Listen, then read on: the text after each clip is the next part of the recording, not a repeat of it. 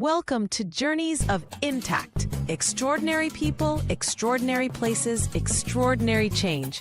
This isn't just a show, it's a movement in motion. Join Lori as she travels beyond the expected to meet the changemakers, dreamers, and doers who are transforming communities around the world and right in their own backyards. From powerful conversations to unforgettable adventures, every episode is packed with heart, humor, and moments that stay with you long after the journey ends. This is where travel meets purpose, where storytelling sparks action, and where creativity turns ideas into real impact. Through candid interviews, immersive local experiences, and playful challenges, Journeys of Impact brings you closer to the people and places, proving that change doesn't have to be loud, it just has to be real. You'll laugh, you'll reflect, you'll be inspired to see the world and your role in it differently. Because extraordinary change starts with one bold idea, one courageous step, and one ripple that grows into something bigger than we ever imagined. Welcome, your host, Lori McDowell. Hi, everyone. It's Lori McDowell here with this next episode of Journeys of Impact, Extraordinary People, Extraordinary Places, Extraordinary Change. For this episode, we're going to be interviewing some incredible people that, as part of Podapalooza, which is a really cool event where we get to do a lot of different interviews in one day and people get to appear on multiple podcasts. Kimberly Crow runs this every year or a couple times a year. So I am really excited to have an extraordinary person with us that I have not met before. So I want to learn a lot about. This is Heather Dolan Tamman. Is that how you pronounce it, Heather? Tamam. So Tamam. Heather Dolan Tamam. And Heather, I read her bio. It sounds really cool. So Heather, why don't you tell us a little bit about yourself and what you do and how you got to this place? Absolutely, Lori. So first of all, thank you so much for inviting me to be part of this space. You know, our stories is what we all have, and especially during periods of transitions and shifts when you're not certain what that next step is going to be, your story is your strategy. And so Adultum Creative Solutions, which is my company, I share all of the career shifts that I have had throughout the year. I am in my third career, and that career has spanned across three different, very, very different industries. And so when people would ask me, well, how do you start from being an environmental consultant, going into the alcohol business, and then ending up in the content creation and education space? And I'm like, because I carry me all the way Mm. and our knowledge is transferable. And so I think a lot of people stay stuck because they think in a really linear way. But if you realize that all the things that we're doing, it's actually valuable experience that we're gaining, then it's now about just figuring out how to leverage that knowledge and that experience in that space that you want to be in. Oh, I love that. And yeah, as a chemical engineer who now does done for you retreats, I can relate to that. But yeah, You so attest. it's really interesting too, because so many people feel like when they move into something new, it's like, well, I'm new. And I know even like when you have your own business, it's like, well, I can't charge money because I'm new at this. It's like, well, how old are you? You've had years and years of experience, and all that knowledge is valuable. So I love that idea. So tell me a little bit about your business that you're in now. Like, Sure. So I have it's just a little bit ironic because I use books to shift careers. I essentially use the books become my resume and what I would refer to as my launch pad into something new. And as an individual, and it sounds crazy to say, I wrote four books and I absolutely cannot stand writing. I'm like, oh my goodness. But I write like I take vitamins and supplements. You do it because it's good for you. And I realized that it allowed me to be able to share a knowledge base that I am not otherwise able to. But the beauty of writing also is that when people would search your name, it would allow you to populate in a way that podcasts do as well. So it serves that purpose if our goal is visibility. And so I guide clients who are ready to shift into that next career. They're ready to do that other thing, but they're thinking, oh, I have to go back to school and I have to learn all these different things. And I'm like, I am here to tell you, to remind you, as soon as you have that temptation that you need to go back to school and spend even more money, when you graduated, if you could recall all those years ago, what was the first thing that you were told when you were not given a job? Do you remember what that was? The number one reason for an employer telling you No that experience. exactly. So why? And I'm like, Right. Why would you go why? back to school when you're not going to get experience? Exactly. And the worst offense is that you're disposing and just discounting all the experience that you already have. Why on earth would you do that to yourself? But the number of people who fall just they're trapped in that thought process. My guide is to help you. This is my goal. I guide you through. What is all of that knowledge that you already have? And most of the time, and really a lot of the time, it's just shifting the lens. And it's just a very slight adjustment. You're looking here, just shift a little bit. And you realize that there's a whole other perspective because you know the saying, you can't see the forest for the trees because Mhm. we're in it. Right. And unfortunately, also, we're looking at other people and then you're comparing. And well, they have this, and I said, but you have your story. And especially in the age of AI, there is nothing as powerful as saying, in my lived experience, Hmm. because AI could do a lot for us. Right. Yeah. Knowledge Can is never easy. It's say. experience that's not. Exactly. And that becomes apparent so quickly when people try to present themselves as having knowledge that they don't have. As soon as you start to get asked the questions, you realize there's no experience backing this, and then what? Mhm. And so, yes, don't discount that experience that you have. I love that. So how do you get people to realize their value in their So at this point, I believe that I have somewhat mastered asking questions. And as much as we're all very different, we're all very, very similar. And I also believe in using my intuition. I rely on my intuition significantly, Mhm. absolutely significantly. As soon as I get that gut feeling, that sense that what if there's something is off at this stage in my life, I know that that is something that I need to pay attention to. And so it's really just walking people through a series of questions. But for the most part, they always already have the answer. The problem is that they were asking the wrong questions. And so it's really just understanding what that, because I believe we all have a soul message, that calling that has been on our soul. The problem is that we have been busy living and building a life that everybody else or somebody else wanted us to build. Or we were trying to squeeze ourselves into a space that we knew was too small, but you don't want to upset, you don't want to rock the boat.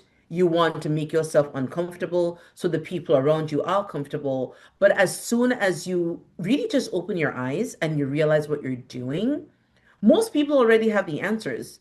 It's just asking the questions to be Mhm. able to get that out. So Yeah, I I'm just love like a that. facilitator, really. Right. I love that. We have the answers, we just don't have the right question. So, Questions. so Absolutely.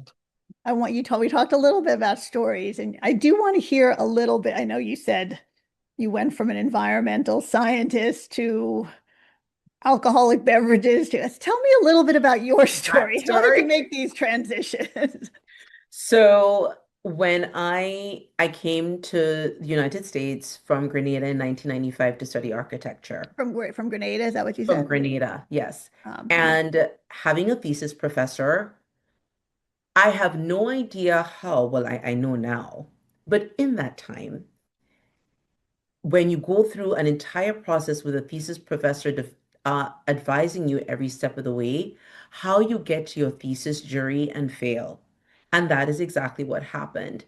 And the jury did not believe that it was appropriate that I wanted to change, update, just restore a very historic site that existed in Grenada that fell into significant disrepair, and they labeled me as being environmentally insensitive, and that I would make a very unconscious architect. And I was just like, oh my goodness, that's a lot of labels to be throwing for somebody who literally just did what it is that she was told to do. The Right. unfortunate part about that, for anybody, any one of your listeners who is a creative, you know that you cannot create anything under pressure.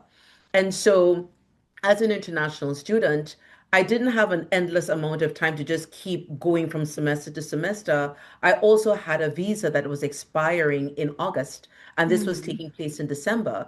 So now I had to redo that winter semester in January, and I had to do that January semester in the summer. The problem was that now, so I was allowed to walk for graduation. The problem was that now I have just graduated with a degree that I want in an area I want nothing to do with. It just drained. I started to work just to pass. The passion, the joy, everything was absolutely gone. And that is how I ended up becoming an environmental consultant, because I ended up doing my master's in environmental technology. I figured, okay, this is going to be the trajectory of my life. And I'm in there and I'm doing my thing, and I'm working with amazing people who are clearly all answering their calling, but I knew I was not answering mine. Mm. And I had decided to buy a house. Why on earth did I think that making $40,000 a year, don't judge me, because it was the most money I ever made in my life. Right. I'm like, might as well it was 400,000. I'm like, I will buy a house. And then I quickly realized that I can't eat much more than Cheerios. And so a friend of mine who was also from Grenada, she was in the alcohol business, and she asked me, she's like, Heather, would you mind help me just do some tastings? You can make some extra money. I'm like, sure, I have a mortgage to pay. Absolutely. And it turned into this running joke, because people would then ask me, well, what do you do? And I'm like, well, it depends. There's Heather by day and there's nights and weekends. Heather by day as an environmental consultant, Heather by night was a brand ambassador. So I realized really quickly that I love the alcohol spirit space. The problem was that I was overqualified. I tried to get a job with different distributors. Nobody would hire me. And Mm. so I decided when I left that I was going to start my own business in the alcohol space. And although I didn't have the words back then, I realized that what I liked was teaching. I like to share knowledge and I like to share information. And that was the emotion that was fulfilling. And so I ended up writing my first book, which I actually have right here. It was called Discovering the New York Craft Spirits Boom, where Mm. I interviewed 30 distillers from Brooklyn to the Finger Lakes, and it was very strategic. I'm like, okay, if I interview these 30 people are going to share my story. And so at that time, my business was focused on doing food events, food crawls. So the concept was, instead of having the entire meal at one restaurant, you'll have Thank you, appetizer, different. entree, like progressive dining, essentially, Yes. because that's the way I like to eat. So it's like, oh, well, this would be a fun business. So when I stepped away from being an environmental consultant, I stepped into that space and quickly realized I have no marketing budget. I have no idea what I'm going to do and how I'm going to do any of this to be able to get my name out there. And so writing this book was it felt like a natural step for exposure. But very quickly, I realized that the skill sets that I had as an environmental consultant, that business mindedness, that awareness of how to build a brand, get business, because I had transitioned also when I was a consultant from being a scientist into business development. I knew I could help these distillers. I remembered having a book signing with one of them, and he's sharing all of the struggles that he has. He is upstate New York. I live in New York City, which is where all of them are desirous of being. And I'm like, you know what? I could help you. And then I realized, wait a second, if you need help, there are another 29 of you that Right. probably also need help as well. And so that's how I built that business, which was amazing, um, but ridiculously hard work. It sounds, selling alcohol sounds so sexy and fun, and hauling like a 70-pound bag of booze through New York City, I assure you, it is not good for your back, your joints, nothing up and down the subway stairs, not fun. But Mm, that was how I entered into the alcohol space. And it was such a natural transition. But you know what wasn't natural? The shame, honestly, when you shift careers like that so drastically, and you go from one thing that required all of these credentials into something else. And it's mm, like, how do I identify myself?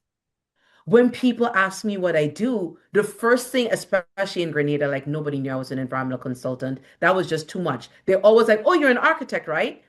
And so now how do I go from that into saying, well, I kind of sling booze for a living now? Like it felt really like I fell off the ladder of grace. mm. And I know a lot of people struggle with that because sometimes that calling that is on your soul may not be as sophisticated as that thing that you're doing, but that thing that you're doing is just killing your spirit. Right. No, I understand that. I worked as a chemical engineer for over 30 years, and now I do coaching and retreats and, write books and TV shows and a podcast and speak. And my mother still keeps asking me, like, well, you wasted your education. I'm like, Mom, I used it for 30 years. I didn't waste Exactly. it. Well, I'm worried Exactly. about you. You need to find a job. It's like, I don't want a job. I'm happy. Like, happiness is so much important, but society makes us feel like, if you don't Yes. use that education, but that education was learning. It It wasn't served. learning that curriculum. It was learning how to learn. So you're always using your education.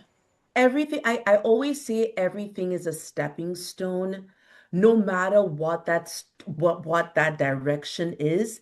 And so if you're not so committed to the outcome, just enjoy the journey. But Hmm. it's true. It's like, but had I not done all of those things, I wouldn't be here. And so I'm serving a purpose here. But yes, it is true that a lot of people become very wedded to their credentials in a way that if you lose it, I mean, and it's not much different than the emotional upheaval that people experience when they lose a job. Because again, when you meet someone, what is the first question they ask you? Right. What do you do? Exactly. So it's like it's not even the loss of income, it's a loss of identity. Hmm. It's like what, so now what do you say when you're asked that question? You've just lost your whole identity. What do I say that I do? And I remembered even experiencing that when I'm like, I'm choosing joy. But joy is alcohol, but you did this amazing thing that everybody was so impressed with, but me. Yeah. And so what was the point? Like, and I feel like that's the question. What is the point of your life? What is the goal of it?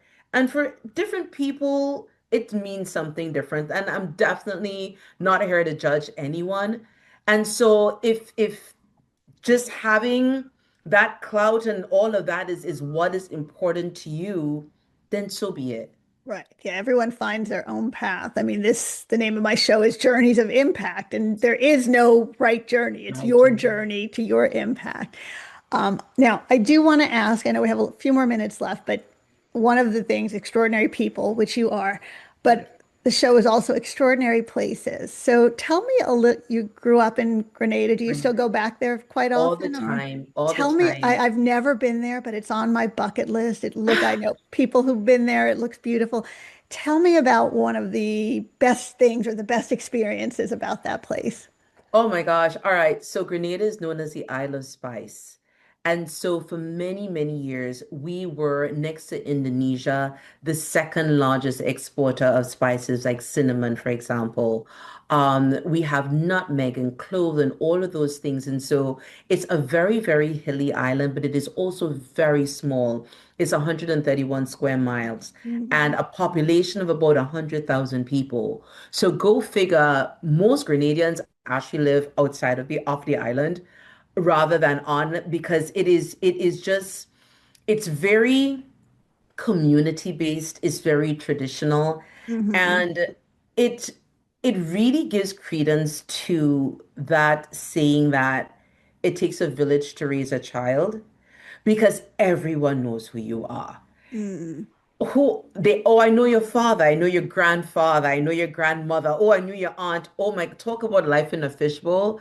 And so it living there, I am very appreciative of having that kind of foundation of understanding community, understanding what a joyful life can feel like, although again, that means different things to everyone.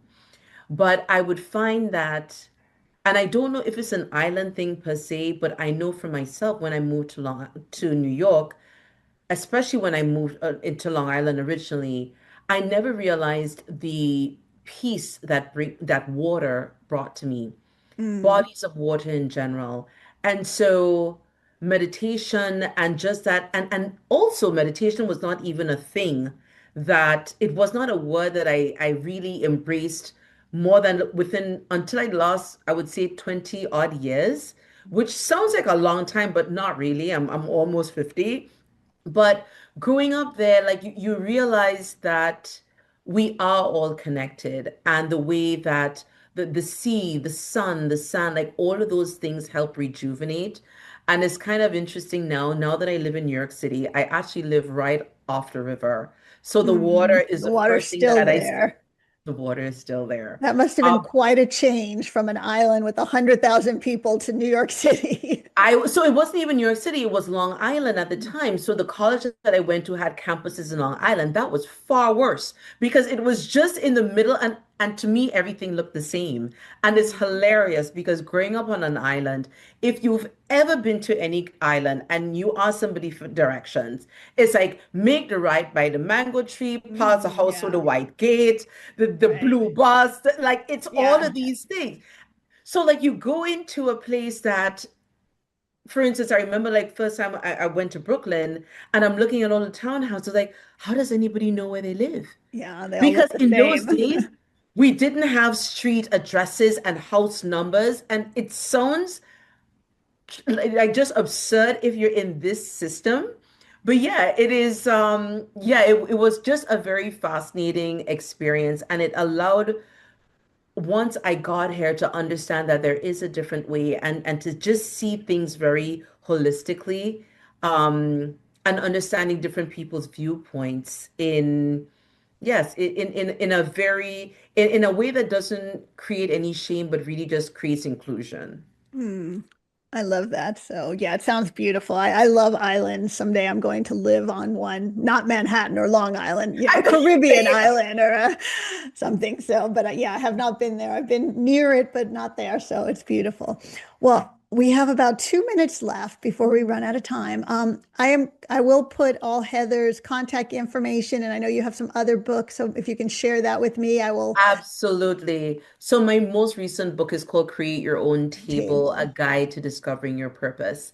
And the entire premise is that we are all equipped with the knowledge that we need. Mm, Instead of being frustrated that you're not being invited to someone else's table, simply create your own. And at Dalton Creative Solutions, I empower you with the tools to accomplish that. oh, that's beautiful. I'd like to give you one chance to just, if you can leave the audience with one short tip, piece of advice before we leave today. Sure. So I genuinely believe that we all have our own genuine soul message. And rather than not stepping into the life that you want because you're worried about your financial goal, my encouragement would be to understand and be more concerned about your soul's goal. Because Mm, if you focus on that, it would absolutely guide you in the right direction. I love that. Well, thank you, Heather. Thank you all for Thank you, listening. This Lori. has been another journey of impact. I'm excited, yeah, to have Heather as part of our show. And I love what you said, everything. I completely agree with everything you do. And I'm really happy to meet you. So thank you so much. Likewise. Thank you. Have a great day. Bye bye. Bye-bye, everyone. Hi, this is Lori McDowell. I am the founder of Reimagine You Strategies and the creator of the Done For You, Run For You Transformational Retreat. Are you a successful business owner who wants more? More impact, more income, maybe even more fun? And do you want all of that without doing more work? Well, that's all possible for you. And retreats are an amazing way to do it. Retreats help transform the host. Retreats help transform the attendee, and they can transform your business. They can give you more impact, more income, and more fun, more adventure. They can take a business that's kind of at that part where you're trading dollars for time and help it get to the next level, scale you. I think it's easy to make hundreds of thousands of dollars from the right retreat. And with Done For You, Run For You Transformational Retreats, we make it all easy. We do all the planning, all the logistics, all the work, facilitating, help you with the sales, basically everything, so that all you have to do is show up and be magical. We take your purpose, your vision, and turn it into an experience that transforms you and your clients. So if you're interested in learning more about Done For You, Run For You Transformational Retreats, please check us out, www.reimagineyou.net, or email me, lmcdowell@reimagineyou.net, or you can book a call at booklori, Lori.net. So booklori.net. I can see you with a retreat. It can truly change your life and your business. Thank you. As I go through life, I meet many people who are stuck, people who are unfulfilled, unhappy. They don't have control of their lives. They don't know how to live the life they desire. I wrote a book that will show you how to become empowered, how to live the life that you dream of, a life filled with joy.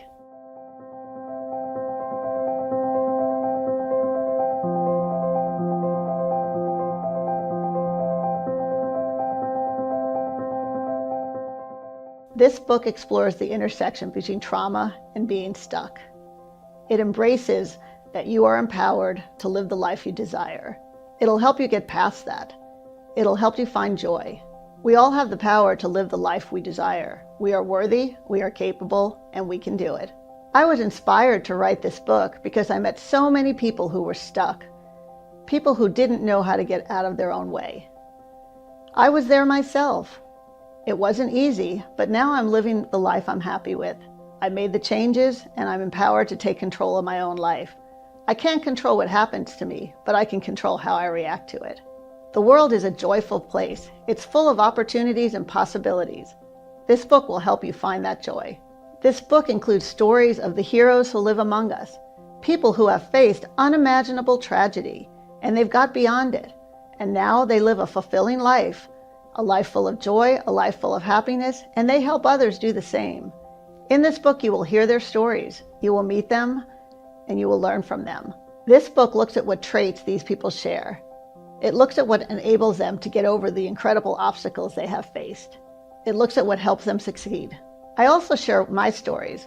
One of the coolest stories was when I was in South Beach with my mother. I was staying at a very trendy hotel, and as we were going out for dinner, I just felt really subconscious. I didn't have anything to wear that would fit in this area. We decided to go to the bar and have a drink. As I'm sitting down there, I'm looking around at all the beautiful, trendy people around me. And suddenly I thought to myself, wait a minute, Lori, you're happy with you are. Why do you care what they think? I suddenly felt better. I felt confident. I didn't care that I didn't look like them. I didn't have to look like them. And an amazing thing happened. I started talking to the bartender. I started talking to the people around them. I told them I'm an author and I'm taking notes for my book. Suddenly, I was the interesting person in the bar. They were asking me questions. I was the cool, trendy one. What an amazing change. You can make changes like this as well. My perspective on this book is unique because I have lived there. I have been in a place where I was unhappy. I was fired in a horrendous way, but I got past that. It inspired me. Today I am living the life I desire, but it hasn't always been that way, and it isn't easy.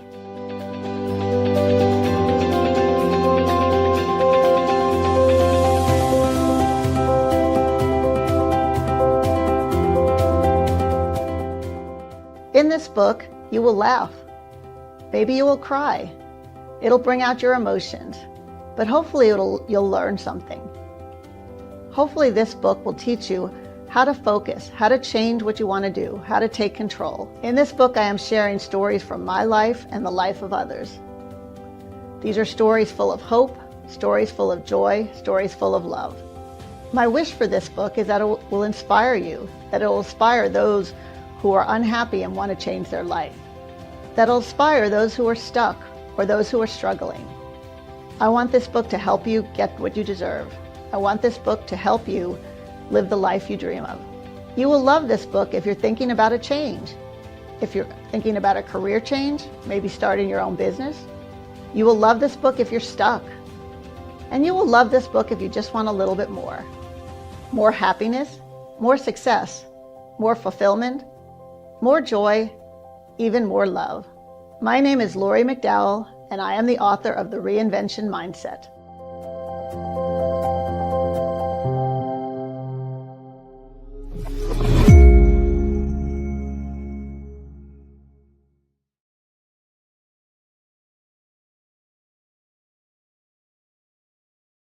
Hi, everyone. It's Lori here again for the next extraordinary person on Journeys of Impact, Extraordinary People, Extraordinary Places, Extraordinary Change. And my guest today is Carol McGee. We are doing Podapalooza, which is this really cool event that Michelle Abraham and Kimberly Crow do a couple times a year, where they bring in guests and they bring in hosts and they connect them. And you can get 5 or 6 interviews done in a day, which is really cool. So I'm here as a host of a show, and Carol is one of my guests. So Carol had an interesting bio, and I thought it would be great to interview her. So hi, Carol. Nice to meet you. Hello. Hello. I would love for you to just share a little bit about what you do and your kind of your journey of how you got there. Okay. Well, I live with my husband Larry in Daytona Beach, Florida, and my career and training was actually in mathematics, and so I taught secondary math and also at the university level and wrote some curriculum. And when I retired, I did some tutoring, but all of a sudden my whole life switched and I became an author. And the first book that Larry and I wrote, we wrote together, which is called In Search of My Heart. And Larry did the research and I did the writing, and we did win a nice little award. But that was just an incredible journey to do together. And I can talk more about the book if you're interested in that. But really, the main part of my life now, the way I spend most of my time outside of leisure and being with friends, is that I um, founded a ministry for widows in our church. And that seems unusual to people. And it certainly seemed unusual to me because I'm not a widow and I Right. never have been. But I literally felt led to start that ministry. And that was 5 years ago. I have learned an incredible amount of through experience with them, through observing their lives, through being in the throes of things with them, through having fun with them, through conversation, and through talking to so many people now about this whole journey. And I'm shocked really at how little people understand, including myself 5 years ago, Mhm. about the widow's journey. And so I totally different sort of booklet I wrote, how to become a widow's advocate, Mm. and that it was literally written for people like me who are not widows, men, women, couples, whatever, who want to know how to minister to their widowed friends. Oh, And love that.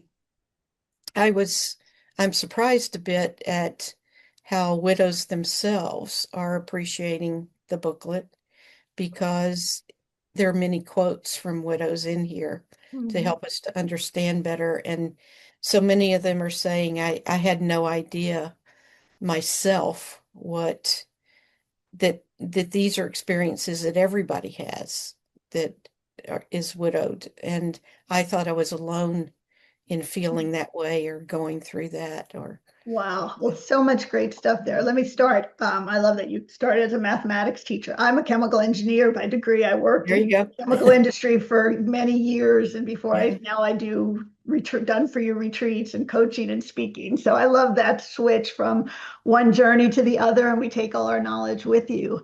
Right. And then I do want to talk a little bit about the book, especially I love that it's a novel, it's creative, but I want to get to the widows first because my father passed away when he was 54 and my Wow. mother is now 82. I think she was about 52 at the time, and Wow. she joined a widows group, grief with widows, and to this day they still get together like every Friday night, or they're not Mhm. as religious now because a lot of them have health issues and such, but for 30 years they've been getting Right. together every Friday night, and every so often I'd go with them, and it's funny because I saw a different side of my mother when she was with Mhm. them. She was happy. She was not, because for most of her life she felt she's still that widow. She never got over my father, Mhm. but for 30 years when she's out with these people, so I can definitely see how that could be really incredible. It is that sense of community and being around people who truly understand your journey, or at least parts of your journey. Everybody's different, and everybody's widow's journey is Right. different, but there's that commonality. And yet you you watch them walk in a room with one another, and you're right, just all of the barriers come down. They just are themselves.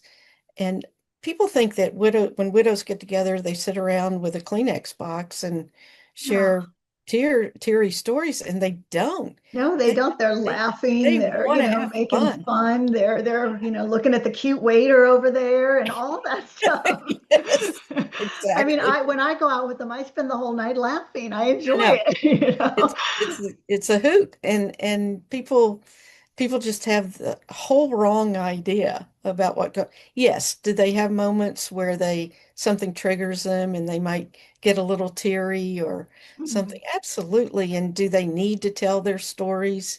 Absolutely, but it's not what it's all about.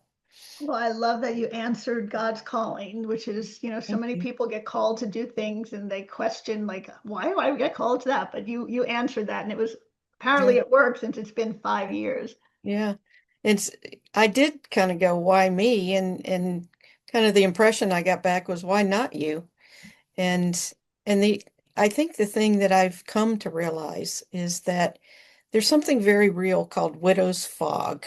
And widow's fog can last for several years after a person loses their husband.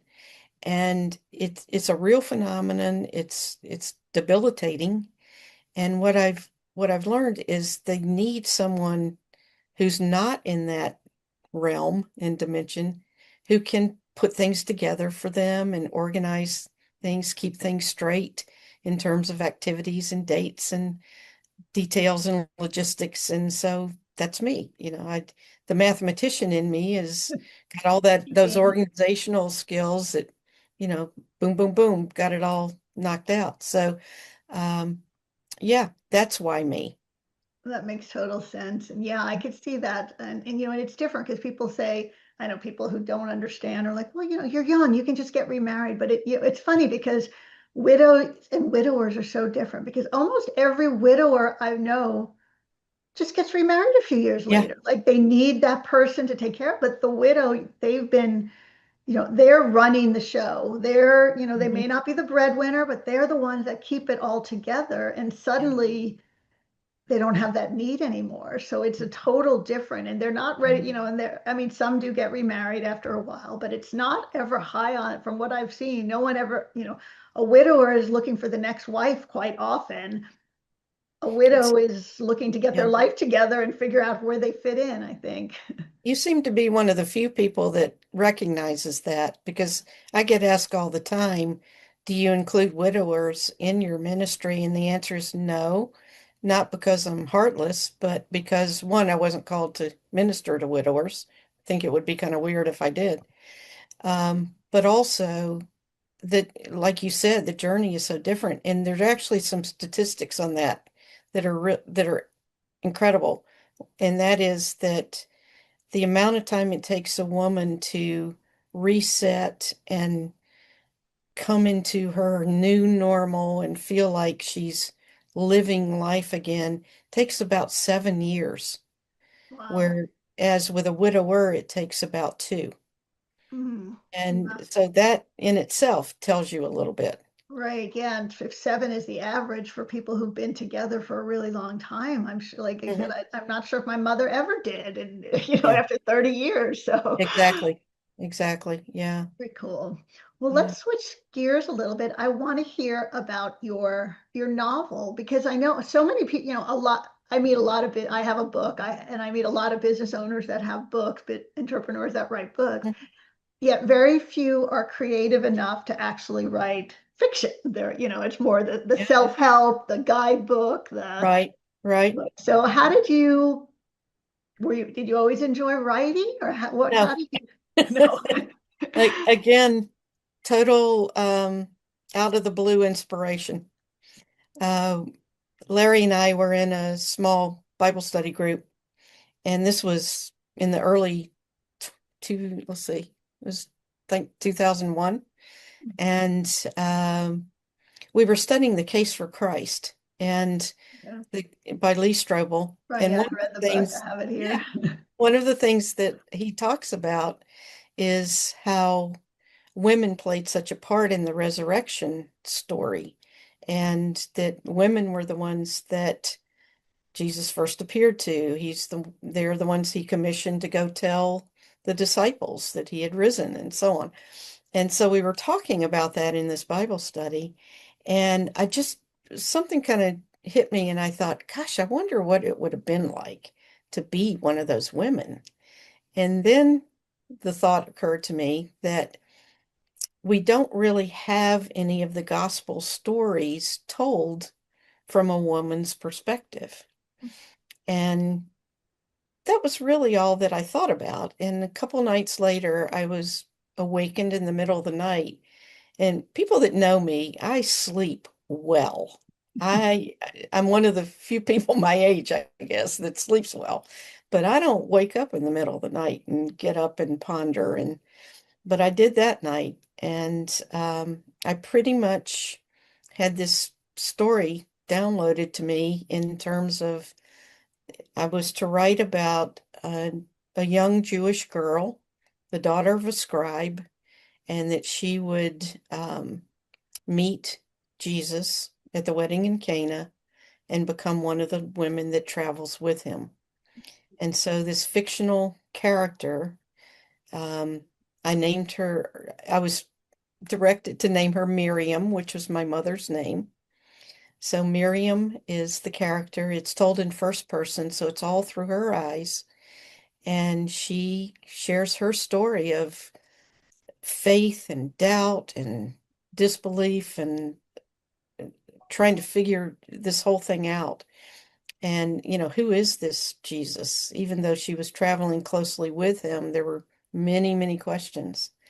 And so, yeah, it was really cool. And then I shared that idea with Larry, and he jumped right into doing the research. So he took about 4 or 5 months to do research and just everything you can think of from the flowers that grew in that area and the foods that they ate and the way the houses were constructed and the politics of the area and the topology and I mean you everything to make it completely Realistic. research based and authentic. So Oh, uh, I love that. We talked earlier how you have a Canvas background before that's Israel, and part of the name of the show is Extraordinary Places. right, Did you and Larry go there to do any research or to we did. experience that? Well, the manuscript was finished some time ago, but I was never led to do anything about publishing it until much later. till Mhm. many years later. And in that delay, Larry and I visited Israel. And so we already knew the storyline and knew the places and events. But by going to Israel, it just opened up a whole new perspective. And so when I decided that we needed to now revise the manuscript and, do the rewrites and the Right. editing and so on, it was it was so perfect that we had visited there because now the descriptions and the sounds and the things that I could incorporate were real Mhm. and and and made such a difference. Yeah, no, I love that. I always feel like when when you get a feel for a place and you go to it and you experience it, it does make, you can read about a guidebook or hear the stories Right, until you're immersed in it and you see, smell the smells and hear the right, sounds and just feel that it's never quite the same. So I'm glad you exactly. got to do that before you Yeah, release the second issue, the second edition of the book and right, publish it. right. So that's very cool. Thank you. So what's next for you? You have more books coming, or do you have plans for? I know you're going to keep doing the widow ministry, I'm guessing, Right, but right. That's consuming a lot of my time right now, only because I had an opportunity to speak before our congregation a couple weeks ago, and all of a sudden the whole thing exploded. And so we have a care team that we have about 53 men and women who volunteer to minister to the widows in a variety, like 30 different tasks that they will do. Everything from, you think of handiwork and yeah, like a yard door work, but needs to be fixed or yeah, something. but these things are that too, but also things like financial advice and car, Mm, a gentleman going with the ladies to buy a car, um, technical advice, people to go have lunch, rides to the airport, rides to the doctor. Uh, anyway, so just awesome. multiple tasks. So that the size of that group doubled as of a week ago. Oh, So wow. so I'm in a flurry, making sure everybody's knows everything, and everybody's connected. So the immediate future is making sure that as this ministry grows, it's manageable and it stays personal, Mhm. and that we're really ministering to the needs. But a second phase of the ministry is that within the little booklet that I mentioned, Becoming a Widow's Advocate, I have a whole chapter on how churches can start widows ministries in their communities. Mm. And not just churches, but any Any, community any group that wants organization, to yeah. start one. It could be a condo, with a bunch of widows. Right. Um, but I'm beginning to get a lot of calls from people in other parts of the country who want to start widows ministries and leading them and guiding them through that. So that's kind of another layer. Um, Oh, that's very that in exciting. concert with, yes, there's a sequel to In Search of My Heart, the novel Ah, we were discussing, um, that I have the research is done, the writing has briefly begun. So mhm. a second novel coming as well. So So did you come I'm a up little with busy. the stories from your head? Is that where, like, because a novel is creative, it's Right, fictitious, it's not, it's maybe right, based on fact to some degree, but right. is that something you enjoy, the creativity of it? Oh, absolutely. The writing is so much fun. And getting into the research and making sure it's accurate. There, the book, it is a novel and it's a good story and people have really enjoyed it. And they Hmm. say it just transports them right into first century Israel, the way it's explained. But there are 135 notes in the back of the book too that support all of the real data and the Hmm. real activity of that time and give enhanced geography notes or whatever it might be. Um, but yeah, that's the fun part is the whole marketing and all that is Yeah. horrible. I hate it. Yeah, But, that I can pass that off. yeah, exactly. But the writing, yeah, it fills my tank. It really does. But the stories are biblically based, and so there is that. If you've seen the series The Chosen, uh, Mhm.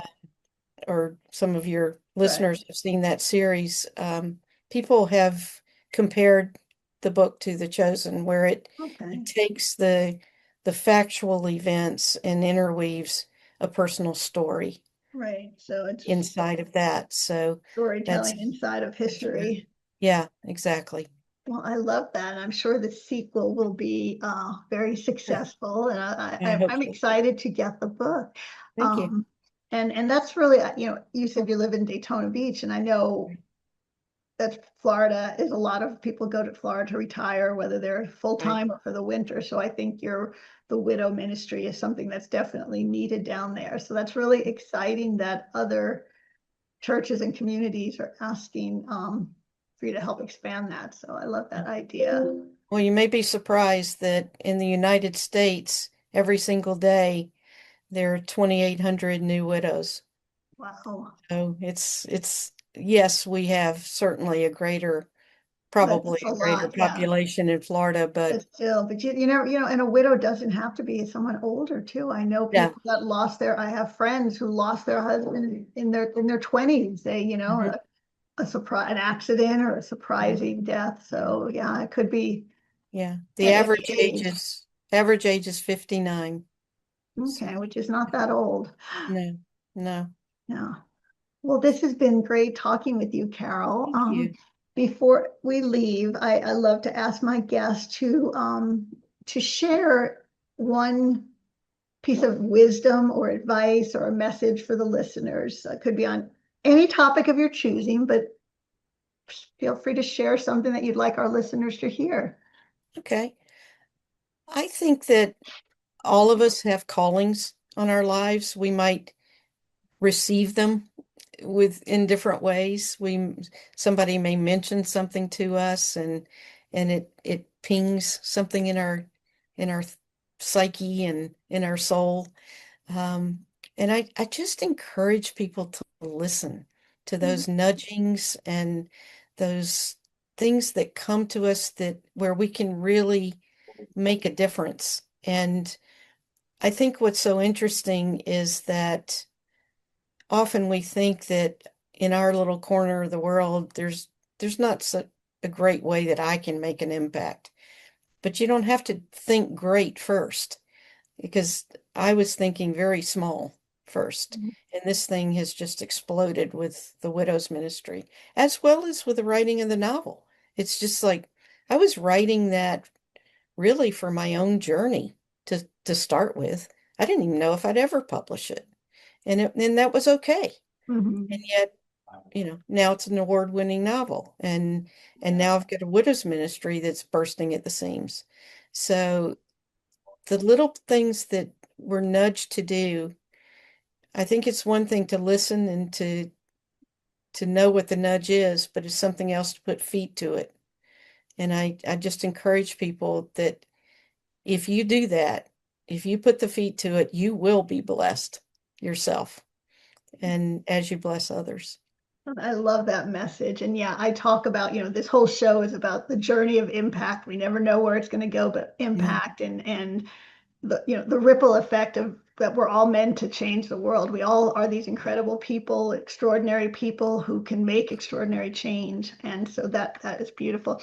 I want to share to end. I haven't shared this in my TV show, but a story that I heard that actually when I was on a retreat in Fiji made a huge difference. But it's the story about the little boy and the sea and the starfish. Mm, This little boy is on a beach and there was a big storm last night and there's thousands, maybe tens of thousands of starfish all washed up on the shore.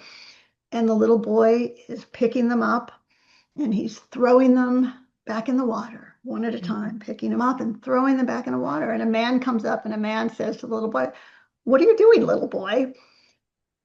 He says, "I'm throwing the seahorses back in so they live." And the man says, "What? Look at all the thousands. You're not going to make a difference. Why are you doing it?" And the little boy bent down and picked up a seahorse and threw it back in the water. And the little boy looked at the man and he said, "Well, I made a difference for that one." And when I was in Fiji on this retreat, it was called the World Changers Retreat. And we had to give a talk on changing the world. And it was funny, I had my whole talk ready except for the ending. And I couldn't find an ending I was happy with. So I went for a walk around the beach. And as I'm walking on the beach, I look down after hearing this story just a few days earlier. And there's this teeny little seahorse sitting there. And without even thinking, I bent it up and it was still alive and I threw it in the water.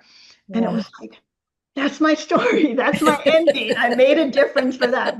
But we never know what that ripple, that one act of kindness, that one book, that one God nudge that tells us to start this ministry, can change the world for one person or hundreds of thousands. And that's so important to listen to it. So Carol, I love this conversation. Thank you so much for sharing it with me. And Carol's information will be in the show notes, so you can get in touch with her. You can get her book from her website. You can find out more about the ministry. But thank you so much. And for everyone else, have a fantastic day. Bye-bye. As this journey comes to a close, remember, impact isn't found in grand gestures alone. It lives in the conversations we start, the connections we make, and the courage we choose along the way. Today's episode is proof that extraordinary people can create extraordinary change in extraordinary places. And often, it starts closer to home than we ever imagined. So wherever your journey takes you next, lead with purpose, stay curious, and don't underestimate the power of one bold step or one meaningful ripple. If you loved what you heard, please take a moment to like, share, and follow. It's the best way to stay connected and be the first to know when new episodes drop. Until next time, keep moving forward because the world is waiting for what you bring to